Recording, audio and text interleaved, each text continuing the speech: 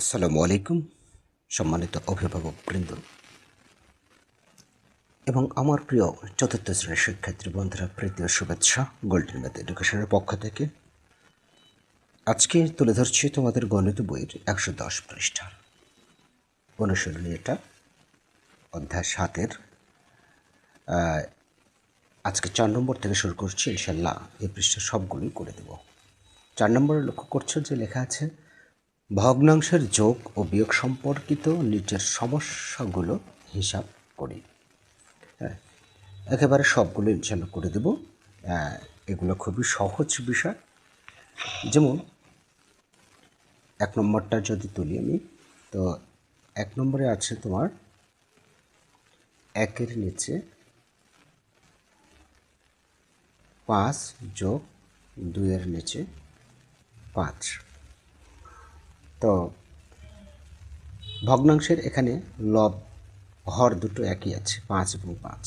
সুতরাং একটি রেখা এই সমানচিহ্ন দেওয়ার পরে এই ভগ্নাংশের রেখাটা নিয়ে নেব। তারপর যেহেতু হর 5 5 দুটো এক সমান আছে, সো লসাগু 5, আর উপরে যা আছে তাই, অর্থাৎ 1 যোগ 2। তাহলে কত হচ্ছে দেখো, 3-এর নিচে 5। ওকে। 2 নম্বরে আছে 2-এর নিচে 7, 3-এর নিচে 7। 2-এর নিচে 7 যোগ 3-এর নিচে 7। বরাবরের মতোই ভগ্নাংশের রেখা টেনে নেব। তারপর দুটি যেহেতু হর একই 7, আর উপরে যা আছে তাই, চিন্তার কারণ নাই। এবার আমরা সামনের দিকে আগাই। 3 2 5, নিচে 7। 3 নম্বরটা 4-এর নিচে 7, 2-এর নিচে 7। 4-এর নিচে 7 বিয়োগ 2-এর নিচে 7। বাস একই 7, এখানে যা আছে তাই, এখানে বিয়োগ আছে তাই বিয়োগ চিহ্ন দিতে হবে। 2-এর নিচে 7। 4 নম্বরটা 7-এর নিচে 12, 7-এর নিচে 12 আর 3-এর নিচে 12। একই রূপ ভগ্নাংশের রেখা টেনে নিয়ে, যেহেতু 12 12 আছে, সুতরাং লসাগু 12, নিচে লিখবে 12 আর উপরে যা আছে তাই। বিয়োগ করলে থাকে 4, নিচে আছে 12। এখানে একটি বিষয় গুরুত্ব দিতে হবে, এটা লঘিষ্ঠ রূপ প্রকাশ করা যায়। এই ভগ্নাংশের লঘিষ্ঠ রূপ প্রকাশ করা যায়, অর্থাৎ 2 থেকে 9 পর্যন্ত যে কোনো একটা সংখ্যা দ্বারা এই দুটাকেই ভাগ করতে হবে। তাহলে আমি সংখ্যাটা নিলাম 4, সে 4 দ্বারা এই 4কে যদি ভাগ করো 1, আর 4 দ্বারা 12কে যদি ভাগ করো তাহলে হবে 3, অর্থাৎ 1-এর নিচে 3। 5 নম্বরটা 1-এর নিচে 5 যোগ 2-এর নিচে 5 যোগ 1-এর নিচে 5, 1-এর নিচে 5। 3টি ভগ্নাংশের খেলা, এটা নো প্রবলেম, একই বিষয়। ভগ্নাংশের হরগুলো যেহেতু একই, সুতরাং নিচে লিখব 5 আর উপরে যা আছে তাই, যেহেতু হরগুলো একই। 1 যোগ 2 যোগ 1 সমান 4-এর নিচে 5, এটাই। 6 নম্বরটা দেখি। 6 নম্বরটা আছে তোমার 1-এর নিচে 7, 1-এর নিচে 7, 2-এর নিচে 7 যোগ 3-এর নিচে 7। হ্যাঁ, ঠিক আছে। তাহলে 1 যোগ 2 যোগ 3, 6-এর নিচে 7, এগুলো সব যোগ করলে 6-এর নিচে 7। 7 নম্বরটা দেখি। 7 নম্বর কি আছে, 4-এর নিচে 7 বিয়োগ 2-এর নিচে 7 যোগ 1-এর নিচে 7, 1-এর নিচে 7। এখানে ভগ্নাংশের হরগুলো একই, সুতরাং 7 লিখে দিই আমি। আর এখানে যা আছে তাই তুলব, শুধু যোগ বিয়োগ চিহ্ন সহকারে। বিয়োগ 2 যোগ 1, এই বিয়োগ চিহ্ন যোগ চিহ্ন সহকারে তুলতে হবে। প্রথমে এটা বিয়োগ করলে হবে 2 যোগ 1 আর এখানে 7, তাহলে কত হচ্ছে 2 রেখে 3-এর নিচে 7। ওকে, 8 নম্বরটা 7, 3, 1, অর্থাৎ এটা এটা যোগ, হ্যাঁ, যোগ 1-এর নিচে 12। অনুরূপভাবে ভগ্নাংশের রেখা টেনে নাও, হরগুলো একই, সো নিচে লেখো 12 আর উপরে আছে 7 বিয়োগ 3 যোগ 1। তাহলে 12 বিয়োগ করলে 4 যোগ 1 সমান, অর্থাৎ এটি থেকে এটা বিয়োগ করলে 4 যোগ 1, 5-এর নিচে 12। ওকে, আচ্ছা, এবারে আমরা লিখিত অঙ্ক দেখি। রিমা একটি দোকান থেকে 1/7 মিটার এবং লেমা 2/7 মিটার রঙিন ফিতা ক্রয় করলো। তারা একত্রে মোট কত মিটার ফিতা ক্রয় করলো? তাহলে এটা লিখবে রিমা ও লেমা একত্রে ফিতা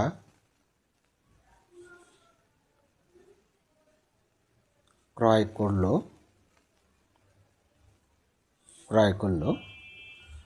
এই যে 1-এর নিচে 7 যোগ 2-এর নিচে 7 মিটার, এত মিটার। এবার এটাকে আমরা যোগ করব, 1 যোগ 2 সমান 3-এর নিচে 7 মিটার। ব্যাস, এটাই উত্তর। এখানে সমান সমান দিলেও হবে, না দিলেও হবে। এই যে এখানে কলনটা এখানে পড়ে গেছে, তো তাই দেখতে মানে একবারে খালি খালি লাগছে। ঠিক আছে, যদি এখানেই হতো বিষয়টা তাহলে কিন্তু এরকম লাগতো না। সো এই যে কলনটা এখানে পড়ে গেছে, এখানে পড়লে আর এরকম লাগতো না। হ্যাঁ, ঠিক আছে। আচ্ছা, তারপর হচ্ছে 6 নম্বরটা, প্রিয়া একটি পিঠার এত অংশ খায়, রিপা এত অংশ খায়। আচ্ছা, তারা একত্রে মোট কত অংশ খায়? দেখা যাক। প্রিয়া ও রিয়া, প্রিয়া ও রিপা একত্রে খায় 1-এর নিচে 5 যোগ 4-এর নিচে 5 অংশ। 5, 5, 5 লসাগু 5, 1 যোগ 4 এত অংশ সমান 5-এর নিচে 5 এত অংশ সমান 1 বা সম্পূর্ণ অংশ। এটা না লিখলেও হবে, 1 অংশ লিখলেই হয়ে যাবে। ওকে, কেননা 5 এবং 5, তো 5 দিয়ে 5কে ভাগ করলে তো একই হয়। এছাড়া 5 দিয়ে আমি দুটোকে ভাগ করে 1 এবং 1 হবে, তার মানে পুরো অংশ খেয়ে নিল। কারণ 5টা ভাগ করেছে একটা পিঠার, তা 1 ভাগ খেয়েছে একজন আর 4 ভাগ খেয়েছে আরেকজন, তো সম্পূর্ণ খাওয়া শেষ। প্রমির কাছে 2 মিটার ফিতা আছে, সে যদি 1/5 মিটার ফিতা মিনাকে দেয় তাহলে তার কাছে কত মিটার ফিতা থাকবে? তাহলে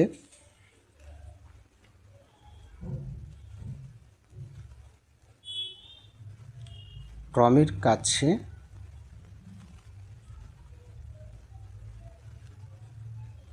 আছে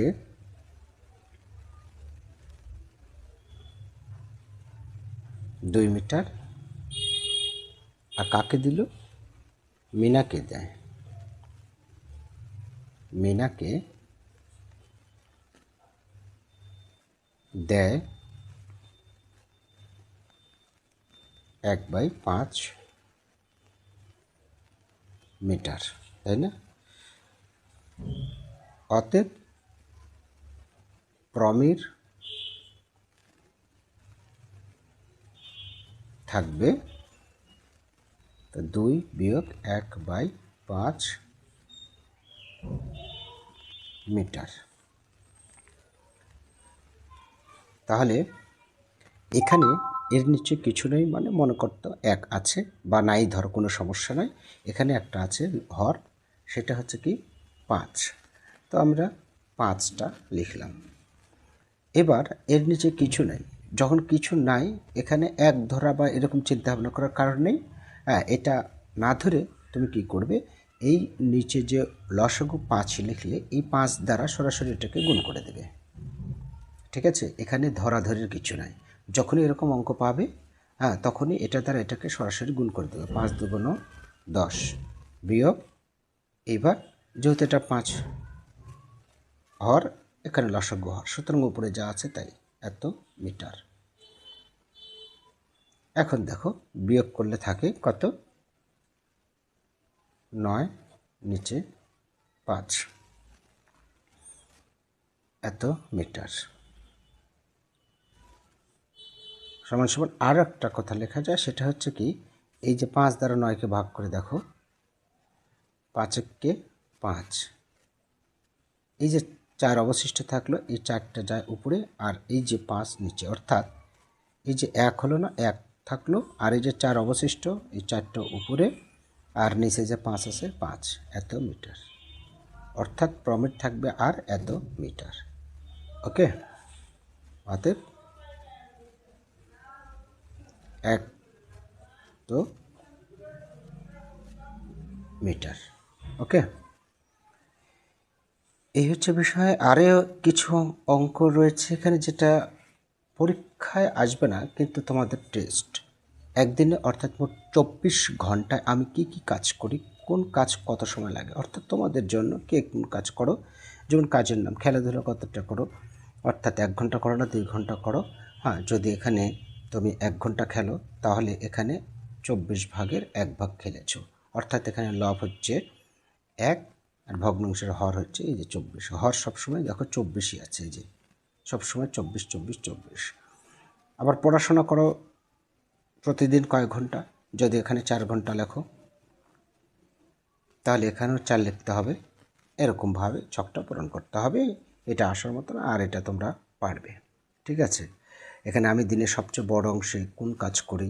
হ্যাঁ, এখানে যে লেখার পরে এই পড়াশোনা ছাড়াও আরও কিছু আছে, ড্রয়িং হতে পারে তোমার, সেখানে আরও তোমার ইচ্ছা মতো দিতে পারো।